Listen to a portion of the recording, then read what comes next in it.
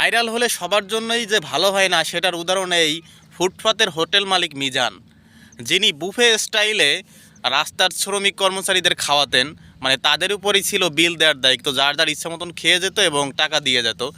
সেটা নিয়ে একটা ভিডিও ভাইরাল হওয়ায় সামাজিক মাধ্যমে পুলিশরা এসে তার দোকান কিন্তু উঠিয়ে দিয়েছে।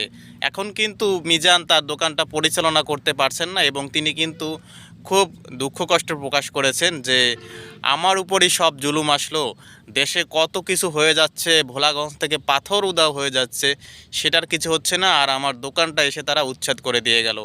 আসলে মিজানের এরকম দোকানটা উচ্ছেদ করে দেয়া কি উচিত হয়েছে, বা তাকে কি ব্যবসা করতে দেওয়া উচিত ছিল?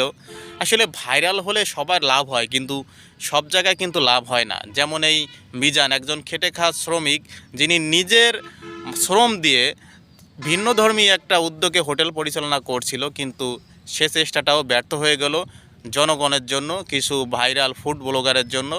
ভাইরাল হওয়াই তার কাল হয়ে